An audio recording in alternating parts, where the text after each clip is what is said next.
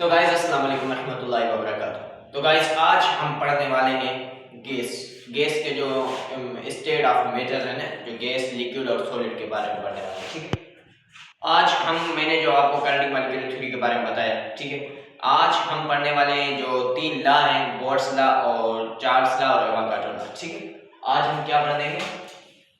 तीन लॉ पढ़ेंगे। एक होता है बोहर्स लॉ,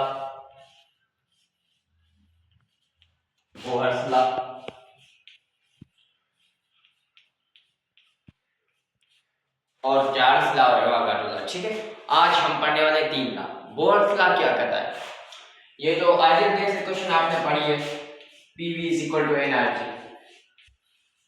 ये हमने पढ़ी है। ठीक है, PV = nRT। यहाँ से बोहर्स लॉ के जो क्वेश्चन निकलते हैं और चार्ल्स लॉ के क्वेश्चन निकलते हैं और एवोगाड्रो लॉ के क्वेश्चन निकलते हैं। ठीक है, बोहर्स लॉ क्या है कि बोहर्स लॉ ये कहता है कि volume is inversely proportional to the pressure. Volume is inversely proportional to pressure when temperature and mass of gas is fixed. Bohr's law की स्टेट क्या कहती है? Volume is inversely proportional to the pressure.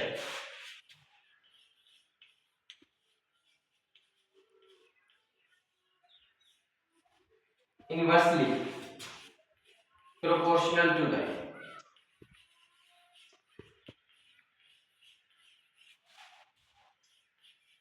Pressure.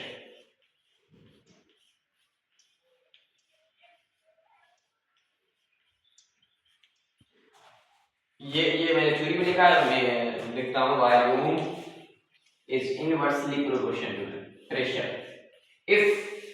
if temperature and mass of gas constant, temperature and mass of gas constants,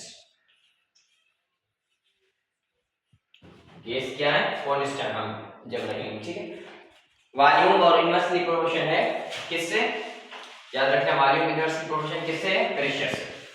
जब हम क्या constant रखेंगे? Temperature और मास of gas constant रखेंगे। ठीक है, तो फिर इसकी इक्वेशन कौन सी बनेगी?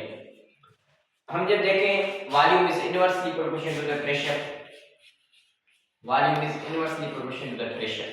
ओके, ये जब हम प्रोपोर्शनलिटी हटाएंगे तो फिर क्या आ जाएगा? Volume is equal to K/V। ठीक है, volume is equal to K/V।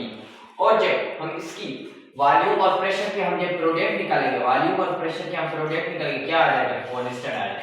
तो फिर इसकी दूसरी डेफिनेशन क्या बनेगी? The product of volume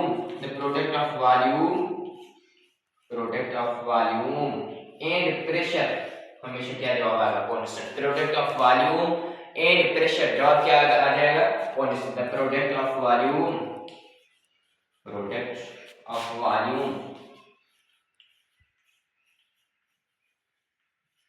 and pressure, क्या जवाब आ जाएगा? Constant is equal to constant आ जाएगा। इसकी दो डेफिनेशन है। एक definition, volume is inversely proportional to the pressure if temperature and mass of gas constant. ठीक है, और product of volume and pressure हमेशा क्या आ जाएगा? जवाब कांस्टेंट आ जाएगा। ठीक है, यही था बोहर्स लॉ के बारे में। और हम इसकी प्रॉब्लम करेंगे। इसका फार्मूला निकालेंगे। जो प्रॉब्लम जिस फार्मूला पे निकलते हैं ना, वो फार्मूला निकालेंगे। जब भी आपको पता है कि volume is inversely proportional to the pressure. ठीक है,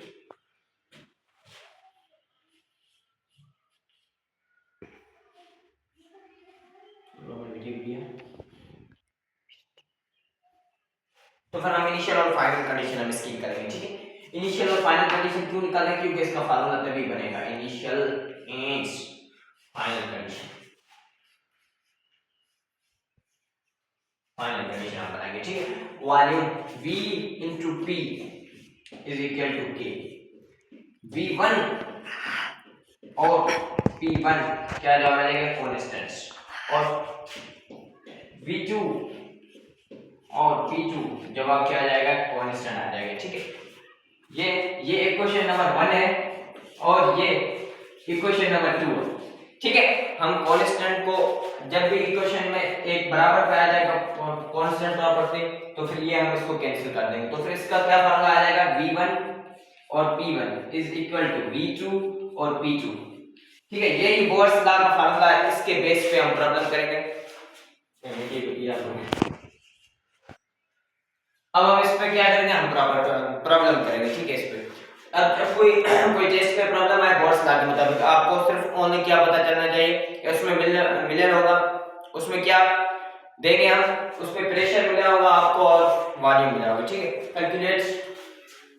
कैलकुलेट प्रेशर, कैलकुलेट क्या करना है, प्रेशर, कैलकुलेट प्रेशर। ठीक है, of helium if volume change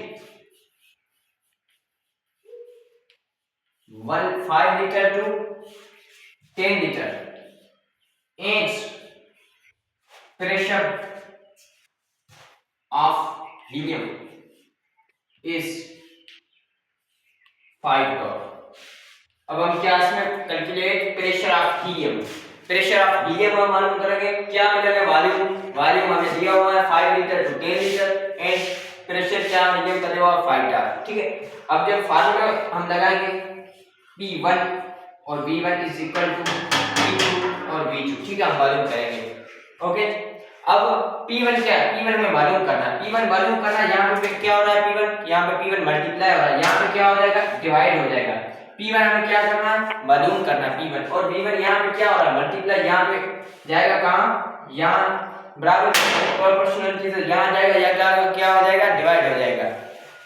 दिया अब क्या P1 मालूम करना है। ठीक है, P1 मालूम करने के लिए V1 वहां पे यहाँ पे क्या हो रहा है, मल्टीप्लाई हो रहा है, वहां पे जाएगा क्या हो जाएगा, डिवाइड हो जाएगा। ठीक है, आपको ही पता है फर्स्ट ईयर के बच्चे, V1 यहाँ पे हो जाएगा डिवाइड। ठीक है, V1 यहाँ पे डिवाइड हो जाएगा, P1 is equal to P2। अब हम देखें प्रेशर 2 मिल रहा है, याद रखना प्रेशर 2 दफा मिला होगा, एक दफा मालूम करना, एक दफा मिला है। ठीक है, प्रेशर कितना है, 5 टॉर, हमेशा याद रखना 5 टॉर को किस में कन्वर्ट हम करेंगे, एटीएम के अंदर, हमेशा आप याद रखना 5 टॉर को हम किस में कन्वर्ट करेंगे, एटीएम के अंदर। वो आपको पता ही होगा 5 टॉर को कैसे कन्वर्ट करते हैं एटीएम के अंदर। ठीक है, जब हम देखें 760 Tor is equal to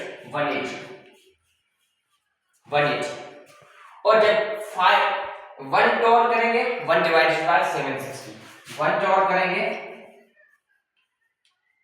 1 divided by 760 और फिर 5 टॉर इससे क्या हो जाएगा, मल्टीप्लाई हो जाएगा। 5 टॉर यहाँ पे आ जाएगा 1 डिवाइडेड बाय 760 मल्टीप्लाई बाय 5 और 5 डिवाइडेड बाय 760 कितना जवाब आता है, जब हम जवाब निकालें 760 मतलब 5 डिवाइड 5। ठीक है, 1 5 5 2 बचा 6 2।